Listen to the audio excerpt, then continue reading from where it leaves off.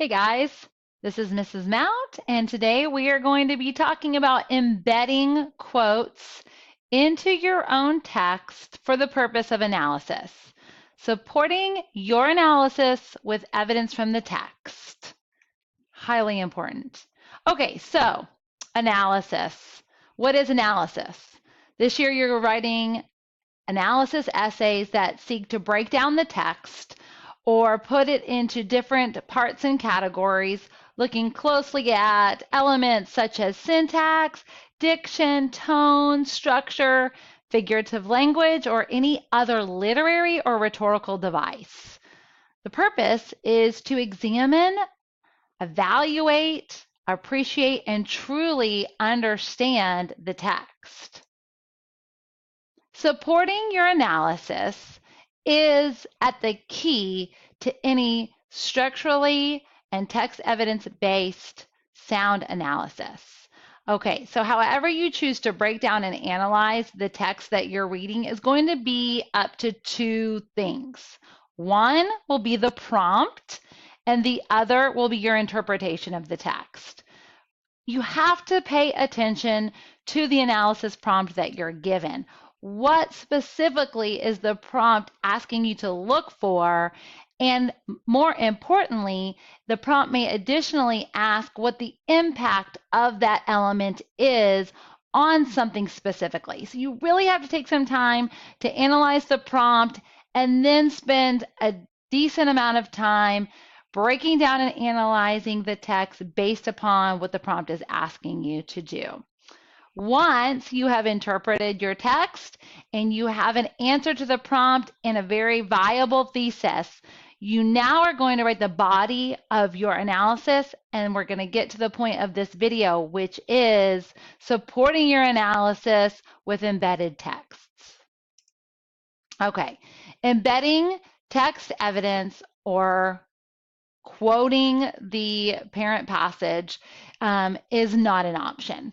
Okay, you can have the most beautiful analysis of a selection, but you have to show text evidence. You have to prove it. You have to show the reader how you're seeing that displayed within the text.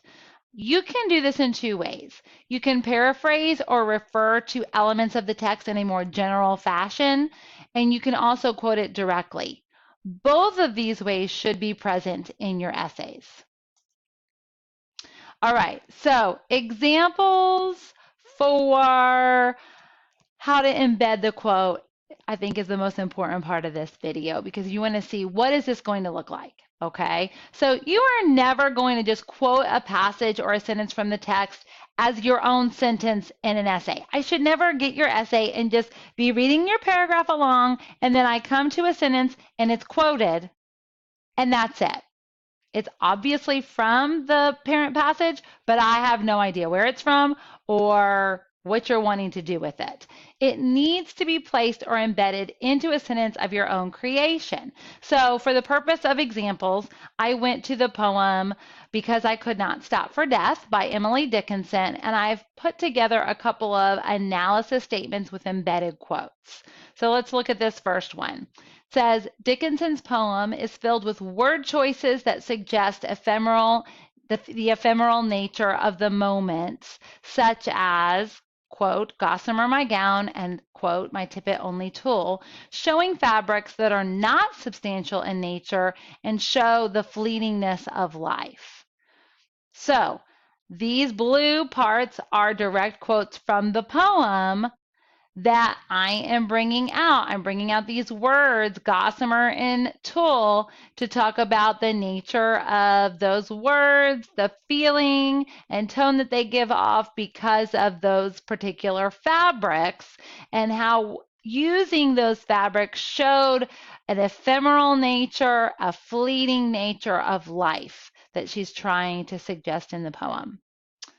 The next one, the gentlemanly nature of death is evident as he, quote, knew no haste, and the speaker, or embed the speaker to embark on the trip due in part to, quote, his civility. So these quotes show the gentlemanly nature without having me just have its own quote just hanging there in the sentence. The last one is Dickinson's use of the symbolism of a tomb that is represented as, quote, a swelling of the ground, allows the reader to understand the fleeting nature of the trip, the finality of the trip. Okay, so in all of these examples, you will notice that the commas are inside quotation marks or periods are inside quotation marks. Keep that in mind. And that the blue section is the author's words, the green section is my words, and they flow together. All right, so the sentence should really read smoothly as if the quotation marks are not there. So if I were to come back to this original sentence, I can put an X over those quotation marks and it wouldn't seem off because it smoothly flows from my words to the words of the author. You can also signal a longer quote just by saying the writer suggests, comma, and then a quotation mark, or according to the wording of paragraph 5, comma, and then quotation mark, and that will work as well. But to truly embed the quotes, you'll want to do what I've done here, where the sentence that I've written surrounds and is encasing the words or the sentences of the poet or the writer. Here's a warning to all of you AP students or any students watching this video. I do not want to see whole quotations used when only a part will work. I never want to see quotations swimming alone in your paragraphs, not safely embedded in your own original sentences. You can do it. You got this. I hope this tutorial helps. If you need extra help on this, feel free to come see me in open office or a one-on-one tutorial. Send me a text or call me up on my Google number and I'll help you through the process. Happy analyzing.